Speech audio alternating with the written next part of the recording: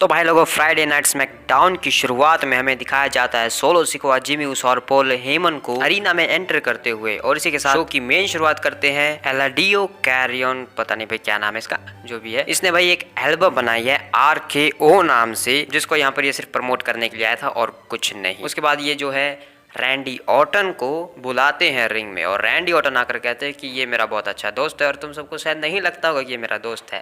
खैर, अब जो है बिजनेस की बात करते हैं, द ब्लड लाइन की बात करते हैं। देखो, ये बात माननी पड़ेगी कि ब्लड लाइन ने जो है काफी बढ़िया काम किया है। द ब्लड लाइन ने 1300 दिन तक चैंपियन रहा है रोमन रेंस, जो कि एक बहुत बड़ी बात है। लेकिन एक चीज और तुम्हें देखने को मिलेगी रॉयल रंबल में, जो होगा नंबर 15, जिसमें तुम्हें दिखेगा कि मैं बन चुका हूँ 15 टाइम वर्ल्ड चैंपियन। और तुम सब जानते हो ना मैं उस मैच को कैसे जीतूंगा। मैं उस मैच को जीतूंगा इस इंडस्ट्री के सबसे खतरनाक अक्षरों के साथ, RKO। लेकिन तभी वहाँ पर एजे स्टाइल्स आ जाते हैं और वो कहने लगते हैं कि तुम जो भी कह रहे हो, तुम कह रहे हो कि तुम वहाँ पर जीत जाओगे, लेकिन तुम शायद भूल गए हो कि उस मैच में सिर्फ तुम अकेले नहीं होने वाले हो, वहाँ पर 3 और सुपरस्टार्स होने वाले हैं जिनसे तुम्हारा सामना होगा, जिसमें से एक मैं भी हूँ, और हमारे दोनों के बीच काफी इतिहास भी रहा है। और मैं तुम्हें हरा कर जाऊंगा, रोमन रेंस को भी हराऊंगा, तुम्हें भी हराऊंगा, और उस इंसान को भी हराऊंगा जिसका नाम है। तभी भाई नाम लेने ही वाले थे, लेकिन तभी जो है LA नाइट आ ही जाते हैं, और आकर LA नाइट कहते हैं कि तुम्हें जिसका नाम लेना है जरा थोड़ा सी सांस ले लो, क्योंकि जिसका नाम तू लेने वाला है वो है सबसे बड़ा सुपरस्टार, एक मेगा स्टार, LA नाइट। और तुम दोनों यहाँ पर अपनी ही बकवास कर रहे हो, जिसका कोई फ़ायदा नहीं है, क्योंकि वहाँ पर सिर्फ एक ही इंसान चैंपियन बनकर निकलने वाला है, जो कि होने वाला है LA नाइट। और तुम दोनों को वहाँ पर नीचे गिराकर मैं बनूंगा नया WWE चैंपियन।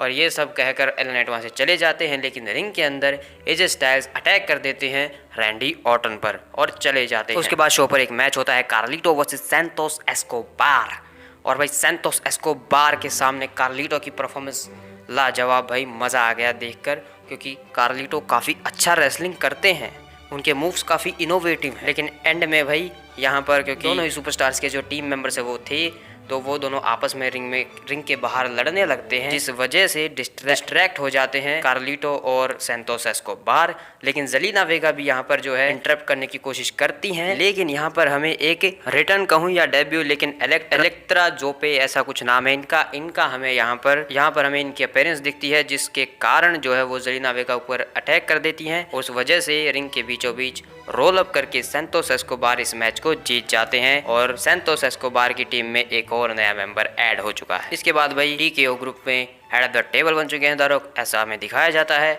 उसके बाद जिमी ऊसो जो है एजे स्टाइल्स को ऑफर दे रहे होते हैं कि आज रात जो है LA नाइट का मैच है सोलो सिकोआ के सामने, तो तुम हमारी मदद करो LA नाइट को नीचे गिराने में, आज तुम्हारा भी काम हो जाएगा, क्योंकि LA नाइट नाम का एक इंसान जो है वहाँ पर कम हो जाएगा। फिर जिमी ऊसो वहाँ से चले जाते हैं, लेकिन द गुड ब्रदर्स आते हैं, यानी कि OC के मेंबर्स एजे स्टाइल्स से कहते हैं कि तुम ये सब क्या कर रहे हो, देखो तुम्हें हमारी मदद की जरूरत हो तुम ले सकते हो। लेकिन एजे स्टाइल्स कहते हैं नहीं, ये मैं अकेले कर सकता हूँ। तो भाई एजे स्टाइल्स अलग ही मूड में चल रहे हैं आजकल। लेकिन यहाँ पर होती है एक बहुत बड़ी चीज, भाई निक ऑल्डिस जो है एवा रेन से मिलते हैं, यानी कि हमें निक ऑल्डिस के ऑफिस में एवा रेन देखने को मिलती हैं, जो कि द रॉक की बेटी हैं, और वो यहाँ पर आई हैं रॉयल रंबल के जो नंबर्स होते हैं कि कौन कितने नंबर पर एंटर करेगा, वो सब यहाँ पर डिस्ट्रीब्यूट करने के लिए। तो यहाँ पर सबसे पहले बॉबी लैशली आते हैं, और वो अपना नंबर लेकर यहाँ से चले जाते हैं। उसके बाद सैंटोस एस्कोबार भी यहाँ पर आते हैं, और वो भी अपना नंबर लेकर यहाँ से चले जाते हैं। देन एक बेली का जो है पूरा का करियर का विजुअल्स हमें दिखाए जाते हैं, जिसमें बेली ये कहती हैं कि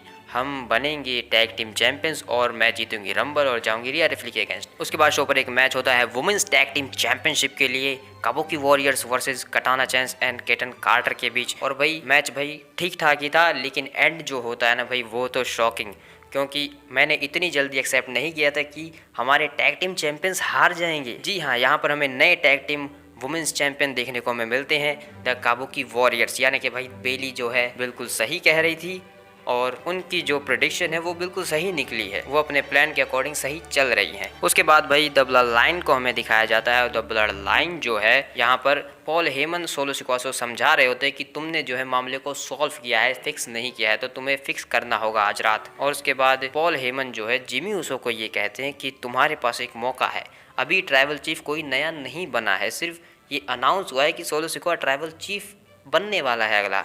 लेकिन अगर तुम रॉयल रंबल में जाओ, रॉयल रंबल को जीतो, उसके बाद वर्ल्ड हैवीवेट चैंपियनशिप को ब्लड लाइन में लेकर आओ, तो तुम हो सकते हो अगले ट्राइबल चीफ। लालच दे रहे होते हैं यहाँ पर जिमी ऊसो को पॉल हेमन। उसके बाद बियंका ब्लेयर भी अपना जो एंट्री नंबर है वो ले लेती है रॉयल रंबल के लिए। उसके बाद बेली की बारी आती है तो बेली भी अपना एंट्री नंबर ले लेती है और वो अपना एंट्री नंबर देखकर ज्यादा कुछ खुश नहीं होती है और एवा रेन सब कुछ नोट कर रही है। उसके बाद जिमी ऊसो आ जाते हैं और भाई मुझे लगा था शायद जिमी ऊसो और एवा रेन के बीच कुछ होगा, लेकिन जिमी ऊसो यहाँ पर 8 और 9 ईट करके चले जाते हैं, वो भी अपने नंबर से खुश नहीं हैं। उसके बाद द ऑलमाइटी बॉबी लैशली और स्ट्रीट प्रॉफिट आते हैं और वो अपने आप को इंट्रोड्यूस करते हैं और कॉल आउट करते हैं द फाइनल टेस्टमेंट को।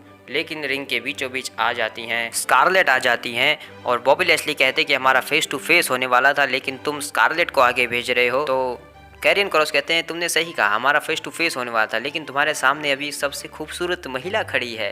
और बॉबी लैशली कहते हैं कि हाँ ये खूबसूरत है, लेकिन हम काफी शानदार हैं। और उसके बाद स्ट्रीट प्रॉफिट जाकर अटैक कर देती है एओपी पर, लेकिन रिंग के बीचों बीच जब बॉबी लैशली जाते हैं अटैक करने तो स्कारलेट जो है उनकी आंखों पर वार कर देती है, यानी कि स्कारलेट जो है बॉबी लैशली के ऊपर वार कर देती है। उसके बाद कैरियन क्रॉस भी आकर बॉबी लैशली को धोने लगते हैं। देन उसके बाद एओपी मिलकर यानी कि जो द फाइनल टेस्टमेंट है पूरा, वो अपना पूरा डोमिनेंस दिखाता है और बॉबी लैशली और स्ट्रीट प्रॉफिट की धजिया उड़ाकर रख देता है यहाँ पर। उसके बाद शो पर ऑस्टिन थ्योरी आते हैं, जिनके नाम पर लिखा है उन्होंने जॉन सीना को हराया है रेसलमेनिया में। भाई वो जॉन सीना का करियर का सबसे वाहियात मैच था। खैर लेकिन ऑस्टिन थ्योरी आते हैं क्योंकि उनका मैच है कार्मेलो हेव्स के अगेंस्ट, और ये मैच होता है जिसमें सिर्फ इंटरप्शन होते हैं ग्रेसन वॉलर की तरफ से, और उन्हीं इंटरप्शंस के चलते एंड में जो है एक डर्टी पिन करके एक गलत तरीके से यानी कि एक वाहियात पिन कर यहाँ पर जीत जाते हैं ऑस्टिन थ्योरी।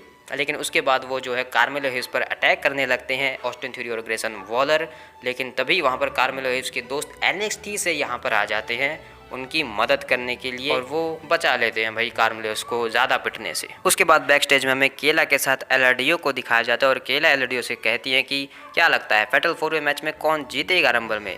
तो वो कहने लगते हैं कि मैं तो अपने भाई को ही पिक करूंगा, रैंडी ऑर्टन ही जीतेगा उस मैच में। लेकिन तभी सोलो सिकोआ आकर डरा देते हैं एलआरडीओ को और एलआरडीओ की बोलती बंद कर देते हैं। उसके बाद शो पर होता है शो का main event LA night versus solo Sikoa, और ये मैच काफ़ी बढ़िया चल रहा होता है, लेकिन किसी भी मैच को कोई बढ़िया चलने कहाँ देता है। तो जब ये मैच चल रहा होता है तो एलए नाइट बाहर जाकर यह करके टेबल पर बजाने लगते हैं सोलो को, और जैसे ही वो मुड़ते हैं उन्हें लगता है एक फिनोमिनल फोरआर्म एजे स्टाइल्स की तरफ से और मैच हो जाता है रद्द। उसके बाद जिमी ऊसो आ जाते हैं चेयर लेकर, ऐसा लगता है कि वो एजे स्टाइल्स को बजाने वाले हैं, लेकिन वो चेयर जो है एजे स्टाइल्स को दे देते हैं और एजे स्टाइल्स एलए नाइट को मारने जा रहे होते हैं। लेकिन भाई सोलो सिकोआ बेवकूफ़ है। सोलो सिकोआ आकर कहने लगता है एजे स्टाइल्स को कि तुम एलए नाइट को बजाओ, उसके बाद मैं तुम्हें बजाऊंगा। और ये बात सुनकर एजे स्टाइल्स को गुस्सा आ जाता है, तो वो एजे स्टाइल्स जो है चेयर से सोलो और जिमी को ही बजा देते हैं। लेकिन उसके बाद तभी रैंडी ऑर्टन आ जाते हैं और रैंडी ऑर्टन आते ही पहले तो सोलो को बजाते हैं, उसके बाद जिमी ऊसो को बहुत बुरी तरीके से बजाते हैं, उन्हें लगाते हैं विंटेज ऑर्टन DDT। उसके बाद एजे स्टाइल्स जो है वो रैंडी ऑर्टन के ऊपर फिनोमिनल फोरआर्म करने की कोशिश करते हैं, लेकिन रैंडी ऑर्टन रिवर्स करके लगा देते हैं एजे स्टाइल्स को भी विंटेज ऑर्टन DDT।